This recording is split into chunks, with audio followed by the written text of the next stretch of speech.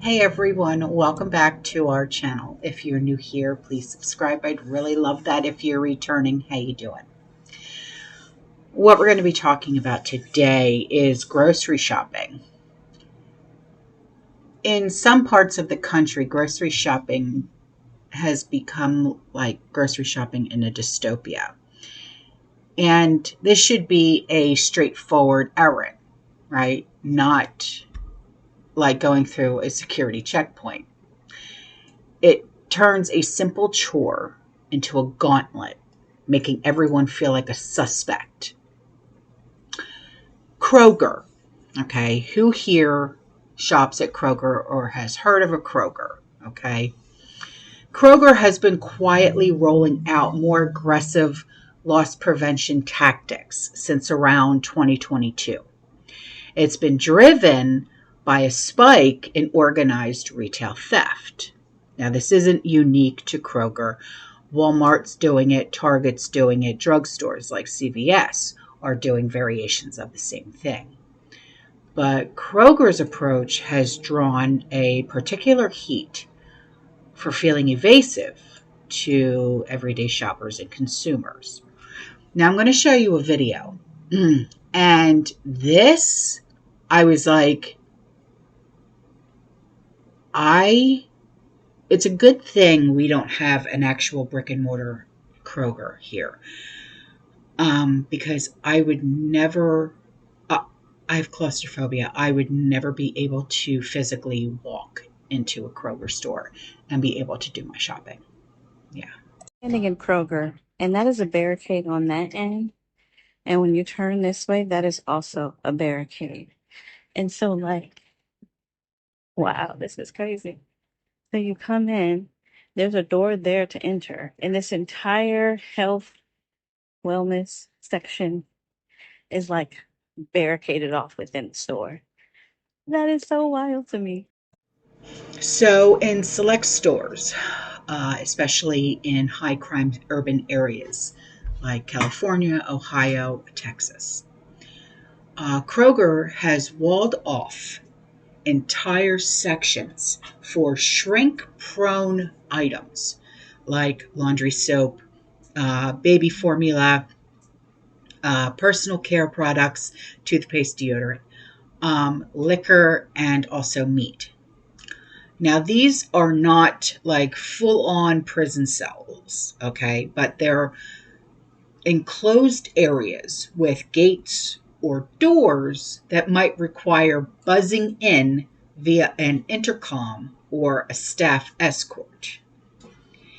And once you're inside the area that you want to be in, you can't just grab and go. You often have to place items inside of a locked cart or a box provided by the store, then get them scanned or secured at a register before exiting the zone. This setup is aimed to deter boosters, or that's what they're called, but they're like professional thieves who hit these stores in teams for like smash and grabs. For example, in a remodeled store in Ohio, shoppers have reported needing to pass through 2 checkout lines just to buy basics like toothpaste along with their groceries. Now, these high valued or small items, think like razor blades, energy gels, or snacks, are often locked in acrylic cases or even cages. You hit the call button, you have to wait for an employee who might be busy across the other side of the store, and they have to come over to you, unlock it, sometimes scan your items on the spot. In extreme cases, like in California, a store video, from earlier this year, an entire self-checkout lane are barricaded with security barriers, forcing one-way traffic and then monitored scans just to exit. Receipts are increasingly checked at the door by armed guards in places like Columbus, Ohio, where Kroger piloted a program in 2024 that caught 2 to 4 attempted thieves per day at one location. So then you have overhead cameras with AI loss prevention software that flags potential thefts in real time, replaying scans for review, okay, which leads to frustrating false positives. Then some stores use the RFID tags for inventory tracking with theft deterrence as a bonus. Facial recognition at entry gates, and random PA announcements like security to aisle 6. And that is unnerving to potential shoplifters. Now, Kroger is even partnering with apps like Alto, ALTO, to log suspects' photos and then share them with the police departments. Now, this is not happening at every Kroger store. It's targeted at about like 5 to 10% of stores in theft hotspots based on local reports. But the word is spreading, and it's spreading fast on social media, and it's amplifying the outrage. But it's not like retail theft is new, okay? It has exploded post 2020. Kroger estimates that it lost about $1 to $2 billion annually to shrink. That's like theft plus error, up to 20 to 30% since the pandemic. Organized groups will hit these stores for the smash and grabs, and then they'll flip the product on the black market. Think like Tide Pods resold online or meat fenced to restaurants. So in California alone, boosters have been caught with 100,000 plus hauls in a single spree. That's absurd. But this may be politically incorrect, but it is backed by data. While media often frames this as a broad crime wave, stats show it's concentrated in blue cities with lax protection. Like, okay, Prop 47 in California raised the felony threshold to $950, turning many busts into slaps on the wrists. Okay. Now, witnesses and employees describe these patterns of repeat offenders, including groups loading up shopping carts and bolting out the doors without consequence due to the store policies against confrontation to avoid lawsuits. Now, honest shoppers like you and me, we have to now foot that bill via higher prices. And Kroger has even admitted to the fact that the theft adds 1 to 2% of the cost passed down to me and you. So critics call this a panopticon, or it's a constant surveillance society, eroding the casual community vibe of old school supermarkets. And shoppers report ditching Kroger for competitors like Walmart or Aldi, where measures are less intense, though Walmart is catching up with its own gates.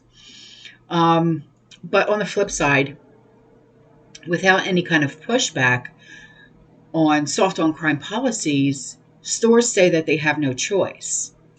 Closures are already happening in theft-riddled areas.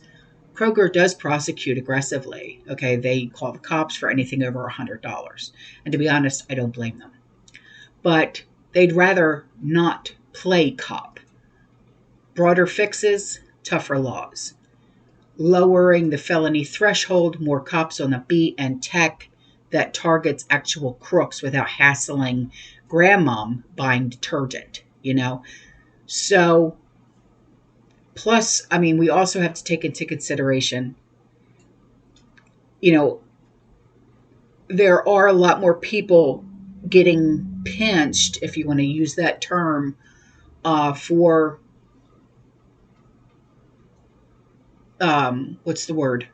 shoplifting because they can't afford the groceries. Okay, because let's be honest here, groceries are extremely, extremely expensive. Story time. I went to the grocery store the other day. Okay, I was out and about running errands, and I figured, well, I would really like to have a nice salad and soup for dinner. Okay, so I stop at Publix. I'm not a Publix fan, but I stopped there because it was on my way home. I stopped, I get lettuce, a tomato, a cucumber, okay? I get bacon bits. I don't need salad dressing because I got salad dressing at home. I get some soup, and I get a loaf of bread. 6 items. $41. Yes. $41 to make a salad, to have some soup, and a loaf of bread for dinner. So you can just imagine, okay, if you've got little ones to mouths to feed, or you've got a large family to feed, okay, and that's just for me and Sean to have a soup and salad and some bread for dinner. $41. We could have gone out to a restaurant and had total entrees for that much money. Yeah. So, I mean, I understand that times are getting tough. Okay. You can only pinch pennies for so long before desperate times, desperate measures, desperate people. You're going to, okay, I understand. Okay. But thank gosh, we are so totally prepped up. And I know a lot of you are too, to where we don't have to worry about those things. It's just because I really wanted a salad for dinner. But, if it's going to come down to where every single grocery store is going to be like in total lockdown, to where you have to be let into an area to go get a tube of toothpaste, and then let out of that area, and then let into another area to go get a can of soup, and then let out of that area and let into another area to go get some shampoo, and then let out of that area and then let into another area to go get, okay, this is going to become so bad.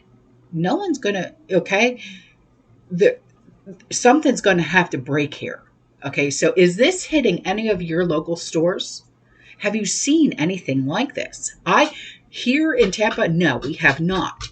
I mean, like I said in the beginning, I would shop elsewhere if this was happening here. So, this is just absurd. I would never think that I would ever see anything like this. What do you think? Okay, drop your comments in the comment section down below. I will see you guys in the next one. Okay, you stay safe, you stay positive, you keep prepping, and as always, fear less and God bless. Ciao.